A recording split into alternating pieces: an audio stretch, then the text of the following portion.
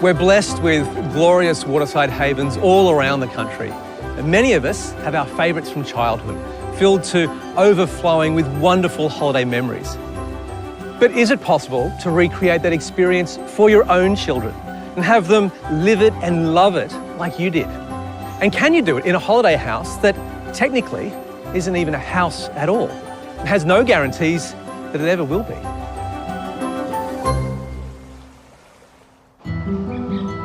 I'm Anthony Burke, a professor of architecture, Brilliant. passionate about buildings of the past This is incredibly impressive.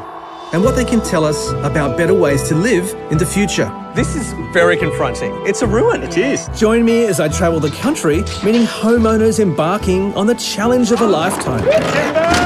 Restoring homes from the 1800s to the swinging 60s.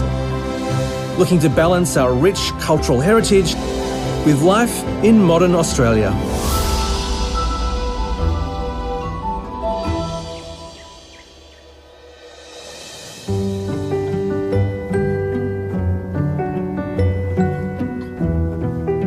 So how have you been feeling?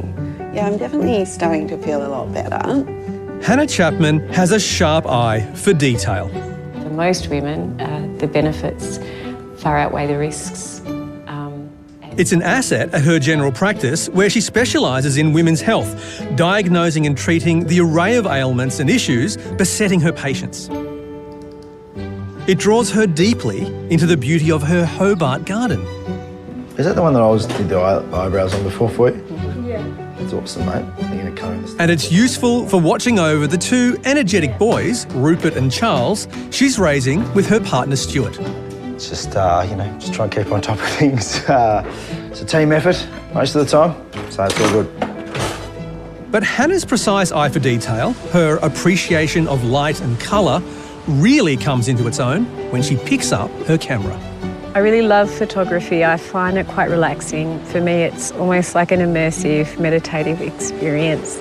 In Tasmania, we're blessed with beauty around every corner and I love to capture it. It's hard to go wrong, really.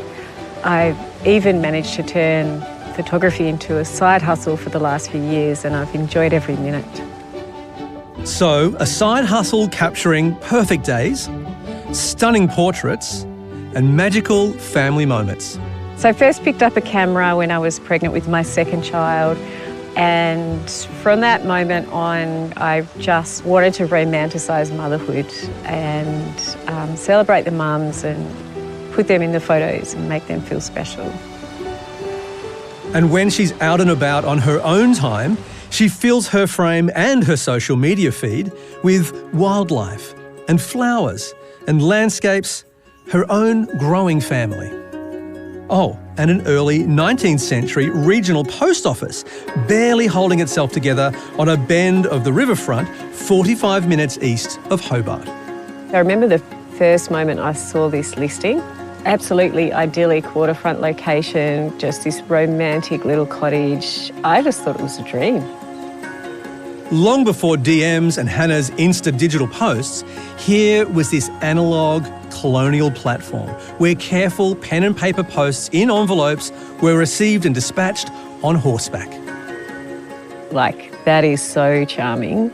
You know, just a suburb from where I spent my childhood summers. Every summer, was at the shack, that fine Tasmanian tradition. Yeah, that's all I can remember from my childhood was summers down the beach.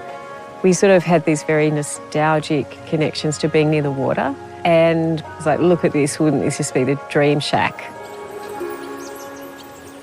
A dream shack, if your ideal is a more than 180-year-old stone, timber, plaster and lathe utility building turned chook shed turned squat, patched and propped up by well-meaning local amateurs, fearful the whole thing was about to fall over. We knew there was issues, but we just sort of... Naive optimism again. Yeah, we were in love. We figured we'd work it out.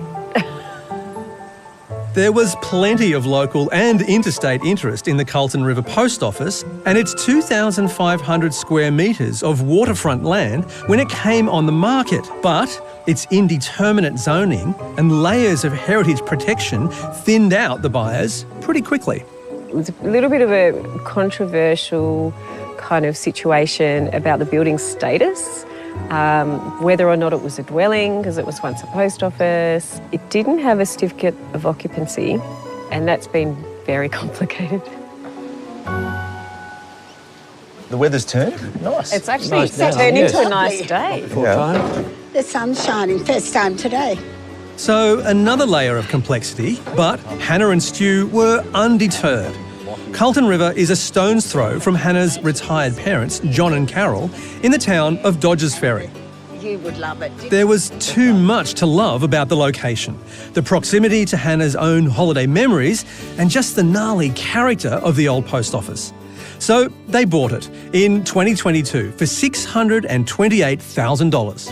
The building has just such a rich history. You fell in love with that part. Oh, yeah, that for me, that really has deepened the whole journey. There's some incredible human stories and characters that have really kind of reeled me in, I suppose.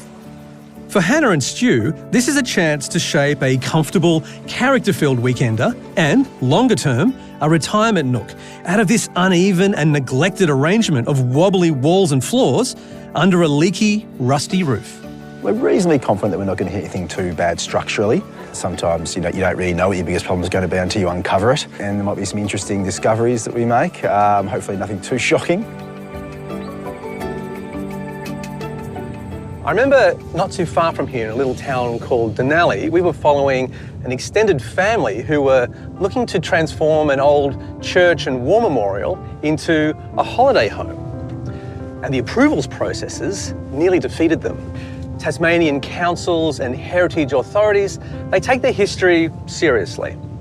Now, we've got a pokey old post office smothered in protections and regulations, and a family looking to turn it into a weekender. What is it with Tassie and these unorthodox restorations? Fact is, often the only chance for these old places is a brave makeover, transforming them into usable and viable spaces. Otherwise, they just disappear.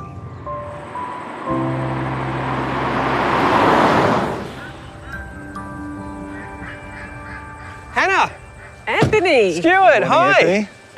Lovely to meet you. So good to meet you. How you going? Yeah, we're well, thanks. I tell you what, this is just so pretty. With the river and this beautiful environment here, the whole thing is just so gorgeous. I can understand why you'd fall in love with this place. Yeah, it's idyllic. And is that what happened? You kind of just saw it and fell in love? Yeah, pretty much. 100%. Yeah, when Yeah? we walked through it the first time, I think it just sort of hit us both at the same time.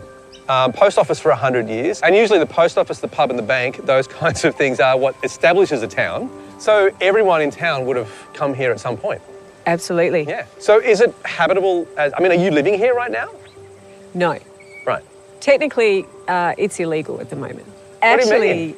it doesn't have a certificate of occupancy, so we're not really allowed to live here at the moment. Right. We're We allowed to use can it be for here short for short stays. stays. Yeah. So you can camp out over the weekend, but Yeah. no one's moving here full time. Wow.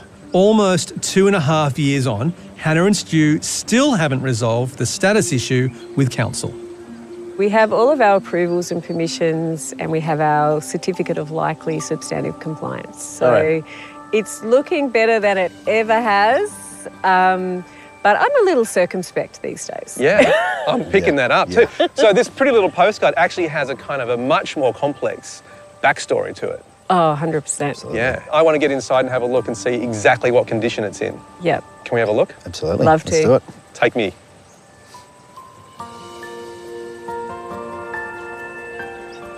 So, Anthony, this is the living room. Right. Okay. It's not as pretty inside as it is outside. No. That is true. You're calling it your living room, but actually this is the post office, right? Well, yes, it would have been where the business kind of operated. Do you have any sense of how the room actually worked? We think that there was just a small corner really used for sorting the mail. Yep. I guess the thing about these old buildings, these colonial period buildings, is so much went on in these rooms. And so much has gone on more recently. Unsympathetic cover-ups and dodgy bolstering. Boy, and all this stuff. Bit of a hack job going on through there. Well, it's just a bit rough and ready. Yep. Yeah? But that was necessary to keep the building standing, yeah? Practical, I guess, versus Practical. looking nice. Means to an end. I mean, the stonework there is very beautiful. Again, very picturesque. Yeah? Absolutely. But I can see holes in the wall up there, Yeah, it's not airtight, over that's for there. There's So quite a few actually. If you just keep changing your angle, you'll find a new you'll one. find sure. Yeah. And it's not watertight. The rusted roof, capping the crusty old shingle original, leaks like a sieve. the roof, that sounds structural, which sounds expensive, which sounds like some pretty major surgery. So I'm hoping that if we replace the roof, which we have allowed for in the budget, that we can put the old one back on top. Okay, all right.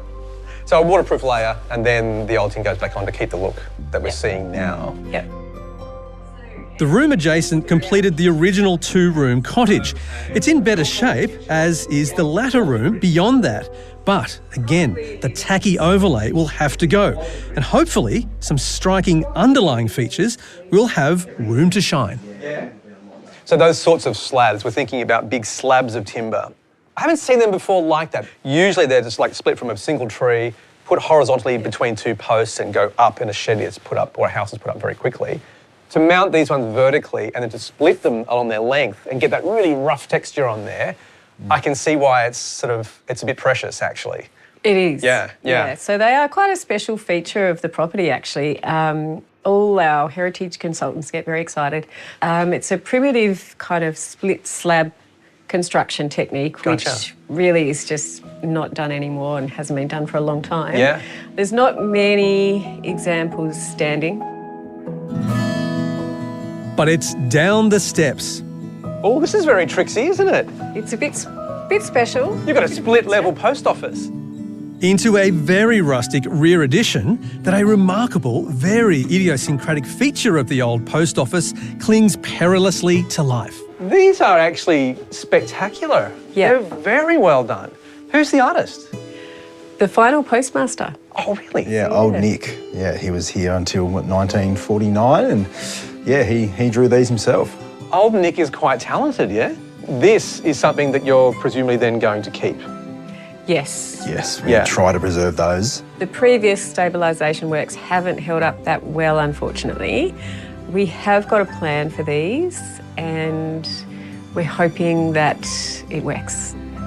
So a specialist art conservator will figure among the specialist tradies necessarily drawn into this project.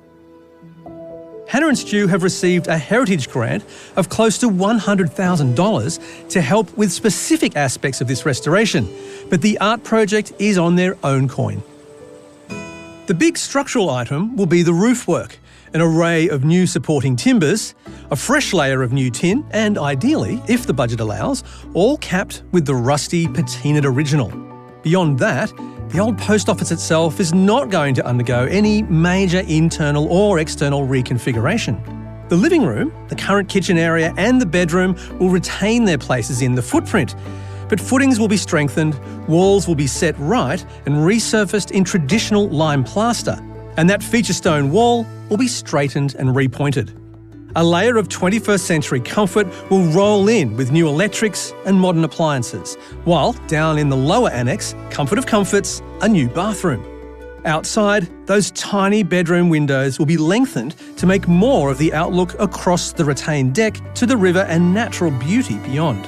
It looks like a relatively small-scale project, but the drama is in the detail. How much money then are you going to spend on all of this? Of our own money, 300, Okay. including the grant. Plus That's the close to heritage. 400. Yeah, close to 400 All total. right. Okay, yeah, that's probably not so bad depending upon the level of the finishes. There are these obligations of the grant to allow the house to be open to the public in some way or to share it in some kind of way. Yeah. How do you feel about that kind of public side of your private home? Yeah, I think it's like anything. If you fall in love with something, then you just make it work. And one of the goals of the grant was about increasing visitation to the state and taking these underutilised but heritage-protected spaces and turning them into usable spaces that can be used to increase visitation. So for us, what that effectively means is that it won't just be a holiday home and a one-day retirement space, but a space that we will need to share with others. It's all part of the story. There'll be a nice part of sharing it with other people as well. Yeah. What's your timeline like? So building starts in 2 weeks and we'd like to wrap it up by December. It's been 2.5 years in the making, so hopefully, with about 4 months we're looking at. 4 months? Yeah. Okay, so 4 months. Wow, that is super speed. We'd like to be in it in summer to be able to use it over that school holiday period with the kids and get down here and really make the most of it. Look, if it was just internal finishes, I'd probably say fine. I mean, it's a relatively modest house, size-wise, so there's not a lot of fabric to do, but my concern is there's a lot of complex and tricky stuff to do. I think 4 months is very optimistic. Okay. We'll see, yeah? Nothing like a bit of heat. Yeah, I'm bringing it for you, eh? Yeah. I think there's some marvellous dimensions to what's going on here. I'm most excited by the material fabric of your place. You know, some really great textural things you're going to have to consider. And that drawing, having a conservator come in and do that work in your own place is really magic. Yeah. So there's a lot to look forward to here. Yeah. I'm getting excited for you. Yeah, we're getting excited as well. Yeah. To finally get it underway. Yeah, I mean, it's been, so long. It's felt like such a long journey to get to this point where we're finally poised to begin work. Yeah. So, we're excited. Yeah. You can understand the appeal of the location, the waterways and the wildlife and the peace and quiet. You can understand the appeal of the old post office with its charming idiosyncrasies and layers of history. But it's taken Hannah and Stu years just to get an acknowledgement that it might be recognised as a dwelling. And it's still languishing in some procedural twilight zone. And there are no guarantees. All that, and they're about to throw everything at a restoration that also requires them to faithfully observe heritage edicts. Like the old mail run from here, this is going to be quite a ride.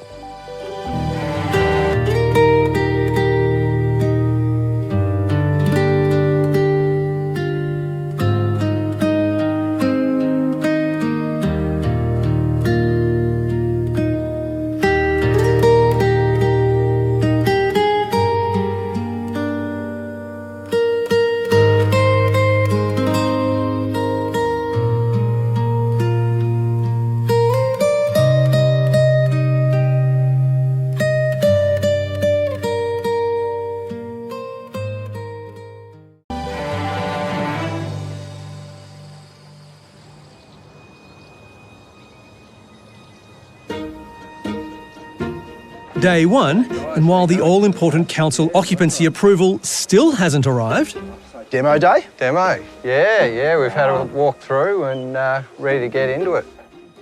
builder Nick and his team are ready and raring to go. Carefully dismantling and removing the dodgy add-ons and pairing the old post office back to its authentic origins. There we go. And after a very expectant 2.5 years to get to this point, Hannah and Stu are not going to miss out on the fun. Hey, here we go. Honestly, I really didn't think this day would come, that we would finally see work begin. Yeah, it's a fantastic feeling to see things coming down and see the original shell of the building being exposed is quite amazing. It's incredible to see it begin. It's very cool seeing this come down. Oh, look at that. To lift that ceiling out and see that beautiful A-frame roof and the original timbers. Look at that, they're really well preserved. Actually, in here's where they're the nicest. It's just amazing, so much character and history, and it's just sitting there. It's been sitting there this whole time, but now we can see it. The beautiful hand-cut shingles, and it's incredible what it does to the space. As stuff comes down and out, it's clear Hannah and Stu aren't working to a fixed plan. It's just so lovely, the exposed roof. Almost makes me want to run it into the next room as well. Because we've got such an unusual kind of non-heritage existing ceiling that everyone that comes into that room looks at it and goes, oh, what are you going to do with this? Making decisions on the fly in the demo phase can be a slippery slope, but they're not daunted. I think doing things on the fly is just part of the exciting bit about it. Like me ripping out of there, for example. Yeah, doing things, making decisions as you go. think it's all part of the project. Just, yeah, part of what makes it fun, I guess.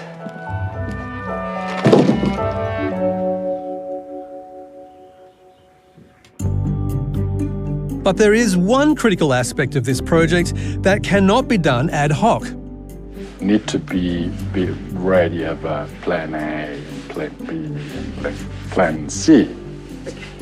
Art conservator Stefano has one of the most delicate and challenging assignments on site. Once we remove the plexiglass, we have maybe 20-30% of losses, but maybe just the background and not the drawings, which would be good.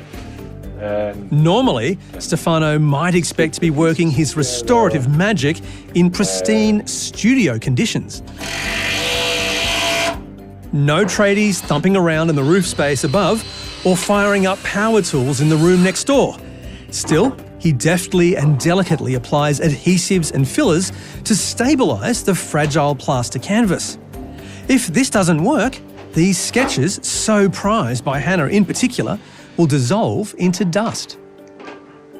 Stefano's been injecting an acrylic resin and a combination of resin and glue. It's going to be an intricate, fiddly process, but I think, we've committed to salvaging them. And to me, the drawings are really going to be an important finishing piece.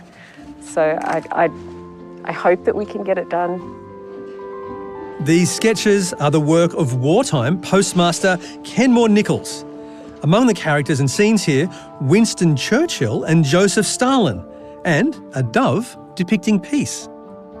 I'd love to know why Lieutenant Nichols chose the plaster walls of his post office to render his work, but the fact that they're still here all these years later, clinging to their desperately fragile surface, comes down to a pretty hasty volunteer rescue effort.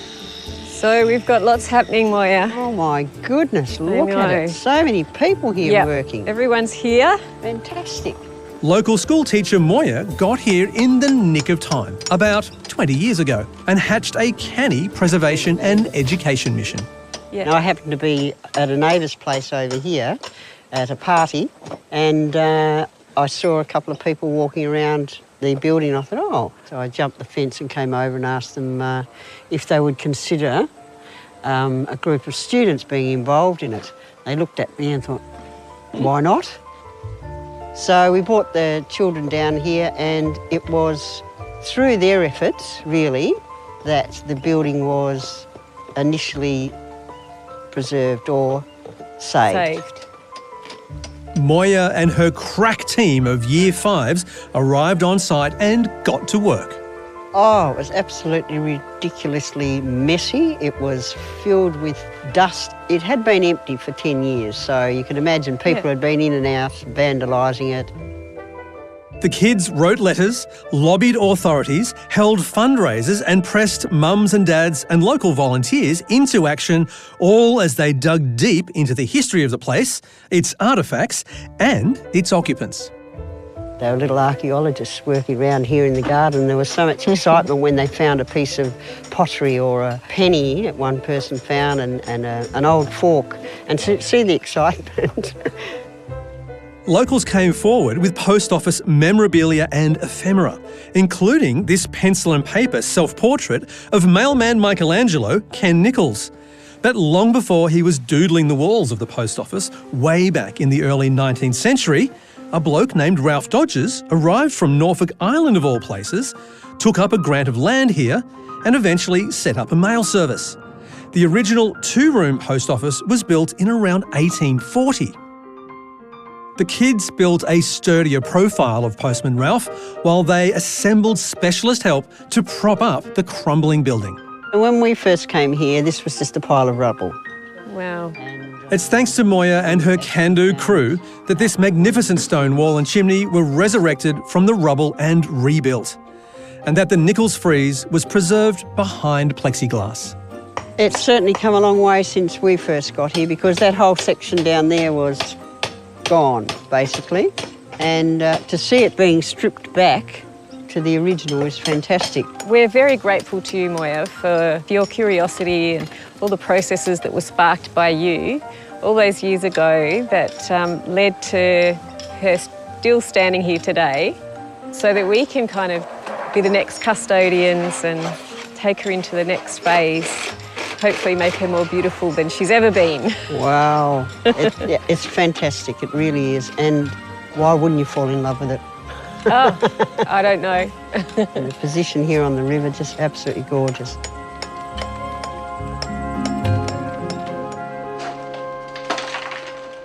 The plexiglass protection is a blessing and a curse for Stefano. It's held the plaster artwork together, but if he's to restore the fragile canvas, the cover has to be removed. And despite all the stabilising glue and resin, it might all crumble to the ground.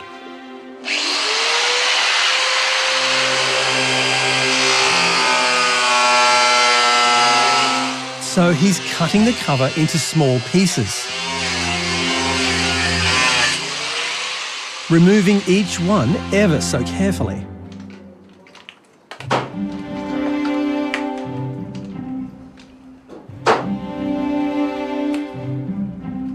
And then making sure any fallen fragments are set back into the mosaic. The commitment here is extraordinary. Yeah, it's really exciting to finally see the acrylic coming down. And the drawing's still on the wall, which is amazing. It's still clinging. Big win. Yeah. Feeling hopeful.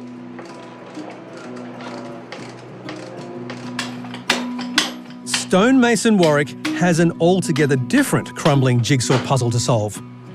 He's rebuilding parts of the imposing stone side of the post office that subsided and crumbled over the life of the building. But he reckons if it wasn't for the school kids' rescue effort, there'd be nothing standing. They did some dismantling and then from all around the site retrieved some sandstone and building elements, and thankfully what they've done has basically kept the end of that wall from falling down. But I'd hate to think what state the building would be in if that project hadn't have gone on in the 90s. Warwick's aiming to hold on to any and all of the original stonework and trying to make his repair work as seamless as possible. He also wants to make the fireplace fit and ready for a wood-burning heater, safely flued up the original chimney. An open fire in here would be a massive risk to the rest of the structure, all being ancient split timber. It's a tinderbox should an ember get out.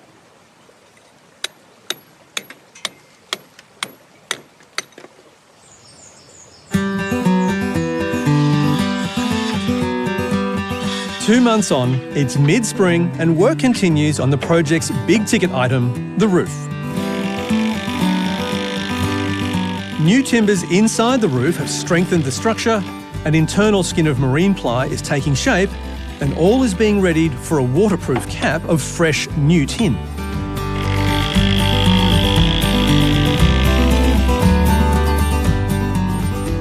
The year is 2024. Our family is currently restoring the old Carlton post office. The old post office might be loaded with history and stories, but there's always room for more. I'm so excited for high school, but also very nervous. I will be so sad to leave primary school. Right now we are renovating Carlton. I hope you have a great day, from Charles. Hannah, Stu, Charles and Rupert are putting together a snapshot of the period around their restoration as part of a posterity project. Hi, my name is Rupert. If you found this note, you have found my time capsule. The family's compiling personal accounts and flotsam facts of the times. Petrol's $1.70 a litre. Probably petrol won't be a thing anymore. Oh, yeah. So petrol is what was used in cars. And Hannah's documenting the post office project and its restoration contributors. A couple of nice shots of Stefano. To lock into a time capsule for the far-off future to stumble upon. The idea for a time capsule really came from the tradies, actually. Our stonemason was telling me the things that he's found in old walls over the years, and that he always likes to leave something in the walls as well. And so it's just been a natural progression for me to capture the process a little bit and capture the characters that are, on this journey with us, and plant that somewhere under a stone where it hopefully won't be found for a couple of 100 years, and perhaps it'll be a nice treat for someone one day to kind of look through and see the process of the building changing and being given a new lease on life. It's kind of like a rebirth, really. I think that would be a really cool thing to discover. A bit more beard? Yeah, sure. How about...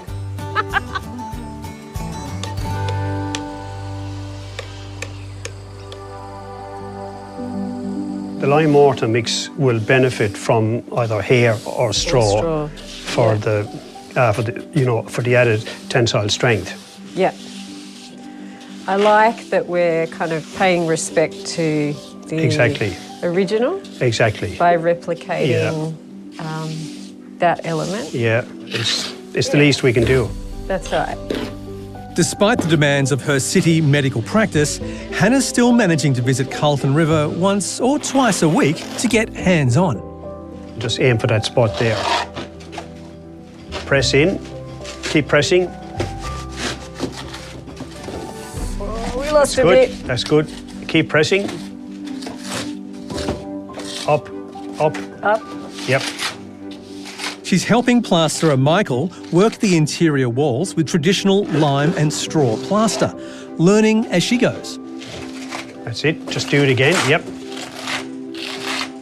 While Hannah relishes every opportunity to immerse herself in traditional processes, every time you walk into this room now, you can point to that patch. And yeah, that's right. I did some rendering under there. Yeah. So you'll have added your own touch to it. Part of the building. Yeah, that's good. Yeah. That's good. Stu's back in Hobart, immersing himself in household chores and his recruitment business. I think Hannah's doing great from the project point of view. I guess I haven't been able to be on site as much. I'm still working very much full time or more. Work more and work a bit harder. A lot of my work is highly commission based, so the more I work, the more I can earn. So when there's a fair bit of money flying in and out for various bills for tradies and appliances, and I've just tried to have my foot on the gas a bit more to ensure there's more coming in so that we don't run out. Just trying to support her, I guess, in any way I can.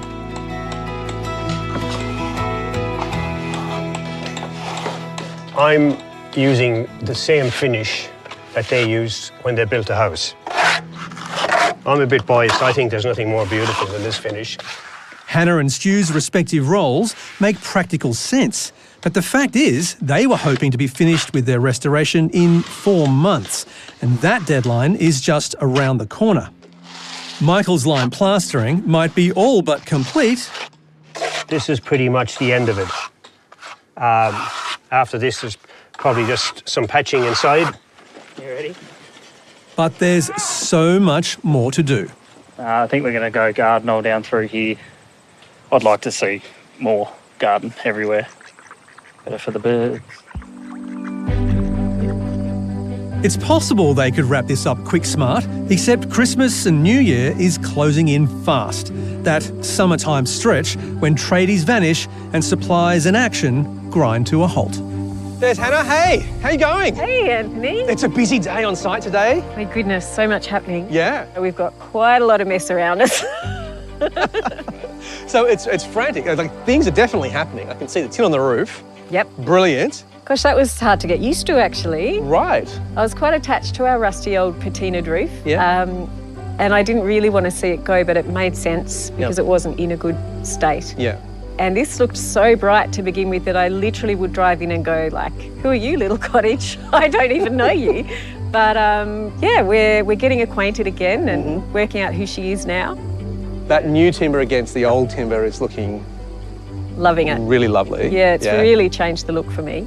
This is a bit of a surprise to me.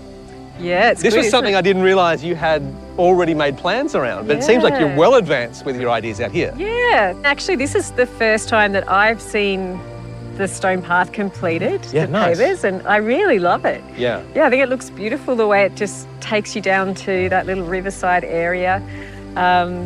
Yeah, I think it's going to be a real highlight. Anything that finesses the relationship with the river and the environment is indeed going to be a highlight. But inside, there's a persistent low light, a problem Hannah can't seem to crack. This is the problem room, isn't it? It is. Yeah. I know you've been thinking hard about what to do in here from the very first time I walked into this room. Yeah. The ceiling is still a complete train wreck, if we're honest about it. And this wall is no friendlier, really, is it? Look at this big divot here. I mean, you must be staring at this going, what am I going to do? Well, now that you've brought me here, I am. I'm sorry. I was trying to ignore it. Right. So why not just sort of start over with the ceiling, for example? Oh, that would be amazing if that was within budget, but I think the rough quote would be 50 grand just on the ceiling. Yeah, right. To do a traditional repair. Yep. Yeah, that's just extending the budget too far. So we hope to do something more economical than that. Yeah. And look, it's just going to be the last thing we do, and I don't know how we're going to approach it. So you're just sort of putting this in the too hard basket for now? Yeah, but we are running out of time because everything else is coming along. Yeah. So I do have to focus in on this area and, yeah, come up with some kind of plan. It's dysfunctional and problematic now, but this half of the original post office would have been warm and purposeful when Foundation postmaster Ralph Dodge occupied it. Ralph came to the broader area in the early 1800s to farm a large land grant, but he busied himself with other enterprises as well. On land further upriver, Ralph built a home on a 300-acre parcel called Ferry Farm and established a rowboat ferry service across the wide open bay. In the 1830s, Ralph's ferries, likely modelled on the Norfolk Island whaling boats of his birthplace, were the quickest way to Hobart Town. He just launched them off the rocks there. Yeah, so no jetty, just straight off the rocks. No, there was no jetty. Judy is Ralph Dodge's great-granddaughter. The amateur historian is giving Hannah a guided tour of his life and times in what's now the vibrant little town of Dodge's Ferry. This ferry service may actually have originally been... For the purpose of the mail. Yeah. When entrepreneur Ralph later headquartered his postal service at Carlton River, his ferries were a vital link to the outside world, especially for the convicts craving news at nearby Port Arthur. It's amazing to think of the content that would have been in the mail that he was carrying around. That's right, through to Port Arthur. And to think for those inmates, the letters would have been everything for them. Yeah. You know, there were no smartphones, no TVs or radios. They'd wait for that mail to arrive, wouldn't they?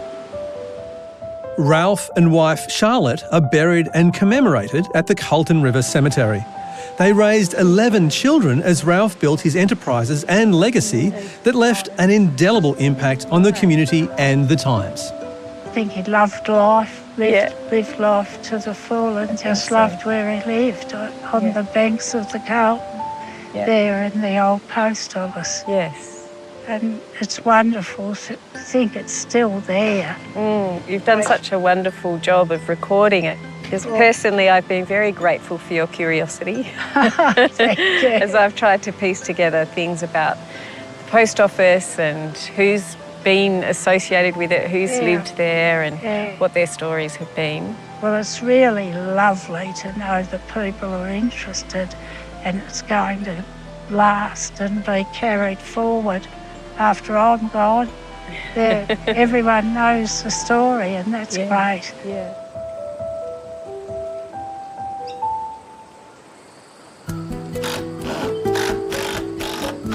Uh-oh, Stu's shuttled down from Hobart to join Hannah on site. So something big has gone very, very pear-shaped. That is not what we expected.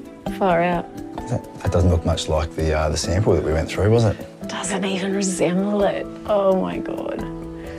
All those bits of colour. There's so much more colour in it. It's so busy. The tiles have been laid in the new internal bathroom, and it's a shock. How can the tiles be so different? Can we take these down? Hannah ordered these from a small sample that really didn't display the full riotous pattern. Really wanted it to be like a kind of calm space and kind of really soothing, and this just feels sort of wild and hectic. Yeah, far too busy. But the tiles have been fixed over expensive heating and waterproofing. There doesn't seem to be an easy solution. If we pull the tiles off, we have the plastering, waterproofing, costly, everything has to be redone. Yeah, we're really going to have to weigh up our options. This is going to throw things out. Yeah. It's going to push everything back. So, they've got a new room disaster, an old room that's proving near impossible to fix. Look, we've come this far and this is the first major headache, like real headache we've had. You're right.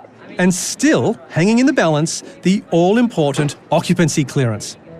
I guess that all-important goal of the certificate of substantive compliance, getting everything ticked so that we can actually legally be staying there was kind of a big deal. And now I feel like that's in a little bit of jeopardy. Like I don't know if we will be held up by this.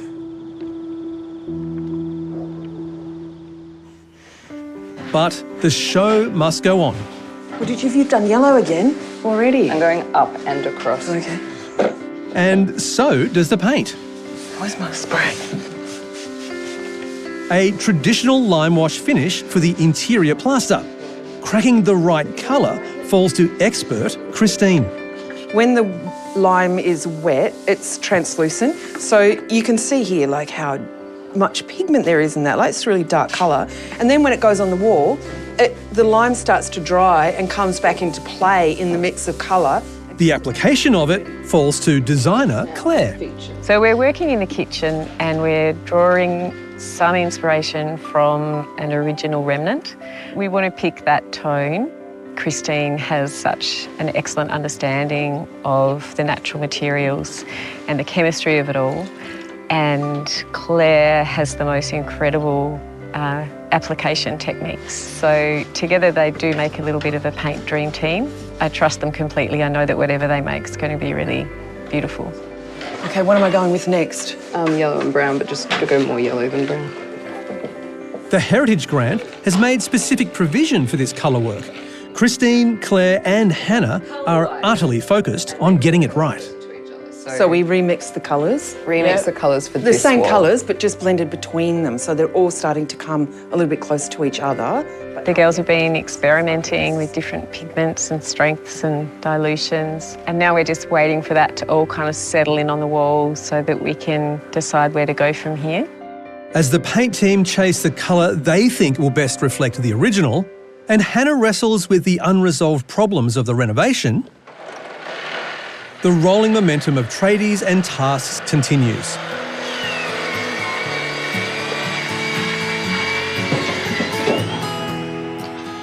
And that includes a return performance by Warwick the stonemason. He's fashioning a signature piece of heft and beauty that'll leave no doubt about the origins of this remarkable, much-loved little building by the river. It is rewarding. It's a patience game. Anything that's hand-carved is rewarding to do. So, I mean, I'm grateful for the opportunity to do this because it's going to be there for a long time.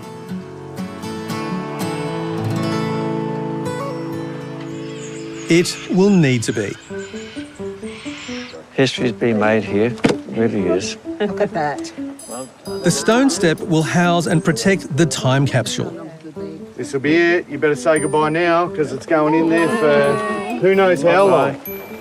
Hopefully, its discoverer won't dismiss it as an ancient leg of redundant plastic plumbing and fail to look inside. So just walk your end in a little bit. That's it, keep going. In any event, it's a fitting parcel for an old-fashioned post office. A secret gift sent from today to a long-distant tomorrow. That's it. Perfect. Well done, mate. Got it done. Nice. Yes. Thanks, Nice. Excellent. Awesome. Well done, gang. That looks super. Yeah, it looks great.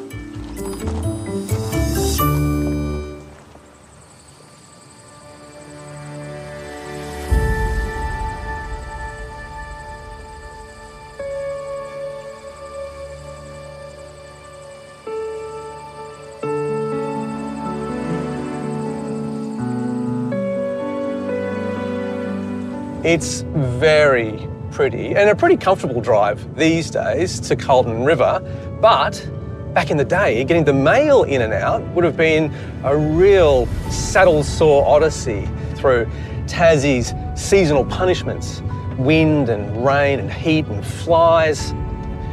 Hannah and Stu have weathered their own challenges, some of them pretty punishing, but they've finally got their little waterside relic into showable shape. I have to say, it feels a little bit like I'm about to open an old-fashioned letter from a dear old friend, full of news and details and a few surprises.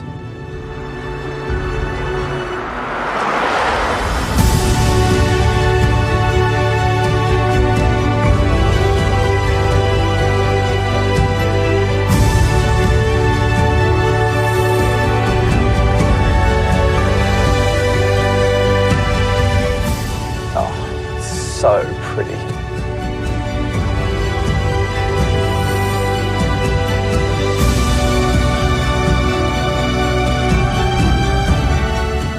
There they are. Anthony. Hi, Stu. Hey, Hannah. How you going? Yeah, good. Good to see you. Good to see you.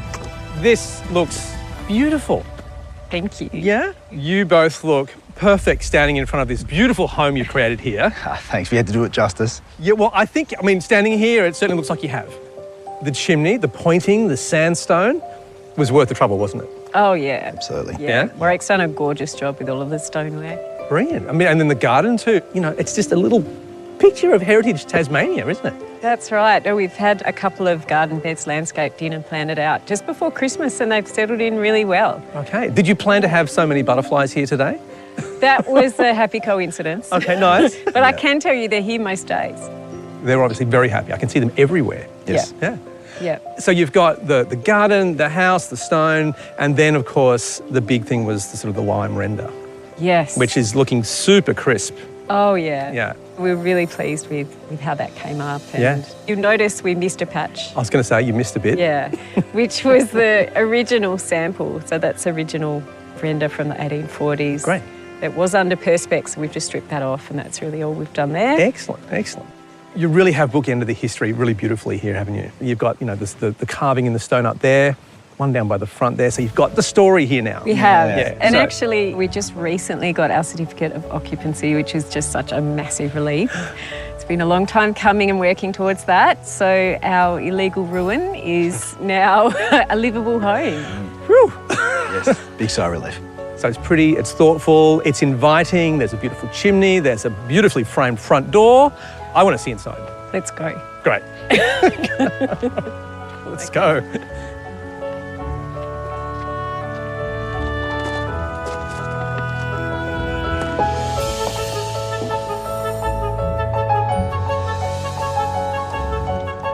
Wow, what a resurrection this is. You think hey? so? You were very worried the last time we were in this room. I think you used the word terrible. I did, and I was. I was worried. I was worried then. Yeah, okay. I'm sorry, I kind of pumped it up for you. But I see what you've done here, introducing that ceiling plane, hiding all of that yuckiness. Normally, I would hate a flat plasterboard ceiling. Boring, boring, boring. Like, it just does nothing for a room most of the time, in my opinion. But in here, it kind of sets off all of this texture around it. So you kind of needed that framing in a way, I think. Yeah. So that's very clever. Yeah, well, practical. The walls continue to wear their years prominently and unapologetically beneath their lime wash finish. The crumbling, unstable mortar has been stabilised using a variation of art curator Stefano's glue and filler recipe. The resin and the acrylic adhesive have really made it very solid. Like, this was all just falling away before. Great result. That pointing on the stone, now the inside version of that, that's a hero. It's always a beautiful feature in the room, a beautiful hero wall to look at. All the texture, all the sort of the patterning is in there. Like, that's a beautiful story. Yeah. Yeah. Yeah. Gone are the little dots of light with natural light coming in through, Yeah, you through can the no stone. longer see the sky. You can see the sky and the cobwebs, and no, he's tightened it up really well. Yeah, I do think getting rid of the holes was a masterstroke. That's really well done.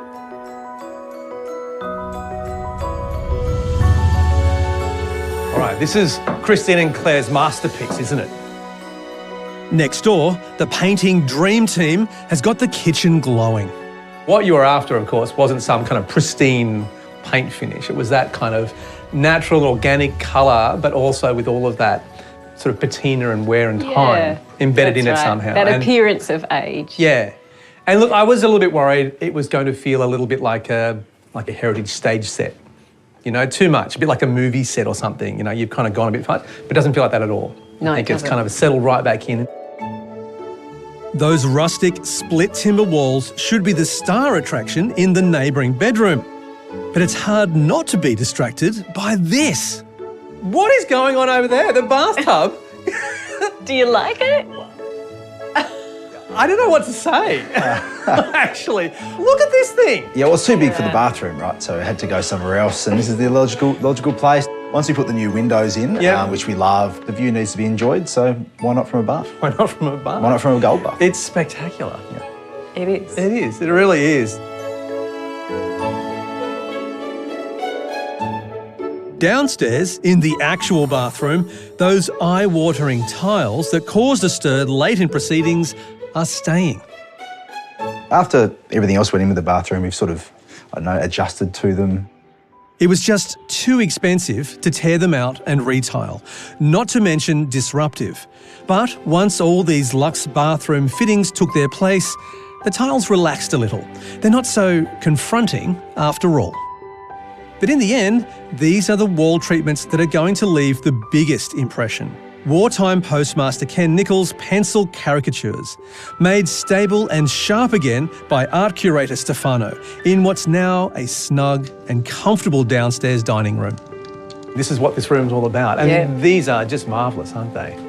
Beautiful. They are beautiful. And to see them without that sort of acrylic covering and, now back in the room, so to speak, rather than behind a frame. That's right. And all those screws and bolts and cracks, like he's just tidied it all up so nicely. Yeah, and if anything, they are more alive now than I've ever seen them, Yeah, absolutely. And sturdier as well. I mean, they're solid now. They are falling apart every day. Yeah. Constantly losing bits of them, and what Stefano's managed to do is just preserve them and, like you said, bring them back to life, and they're the real star of the room.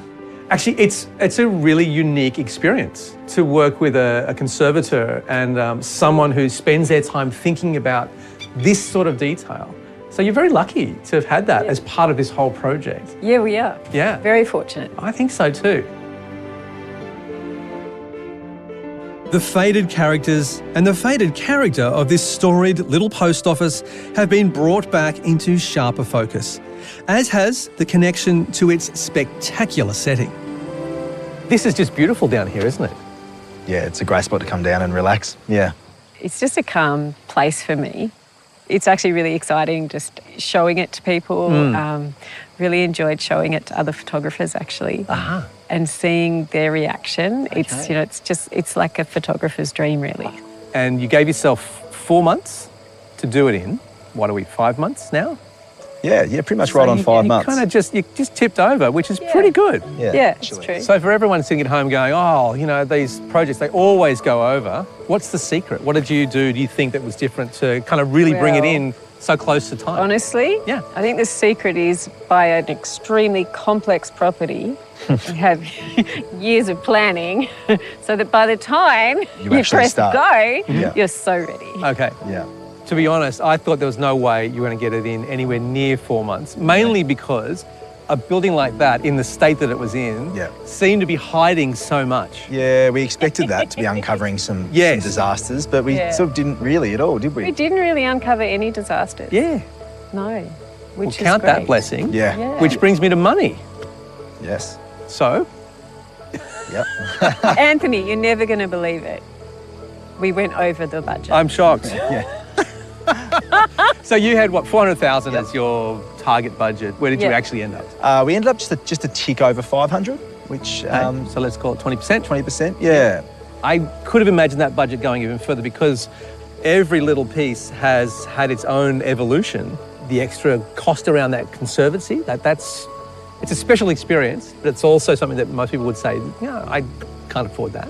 Really, when we first looked at the house, I think the moment that we saw those drawings was the moment kind of fell in love with the whole thing. Yeah. If we decided just to forego the drawings, I don't think we would have forgiven ourselves. It's just so much character. It's a funny thing, old buildings. People seem to just fall in love with them, and if you're one of those people that happens to, and you feel that passion, then you should use that energy for good, I think. Yeah. And if you can kind of give a building a new life and kind of protect something that is an important part of the community, then that's pretty special. Yeah. Well, look, I want to say congratulations. It's a very beautiful project. But the way you've done it too, with such a kind of altruism, yes, but I think kind of the right spirit of a project like this, that shows in every fibre of that building. It's brilliant. Thanks. Thank you. Thank you. It's really lovely, Anthony.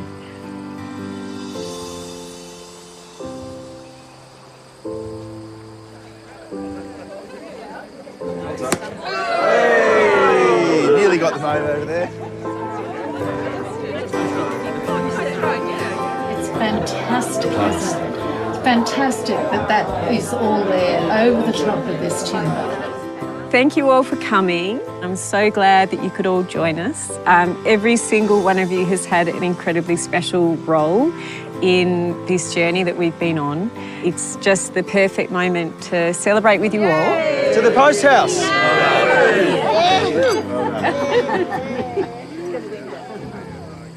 Hannah and Stu set out to save this neglected old functionary building, amplify its heritage, features and quirks, and somehow transform it into a comfy getaway.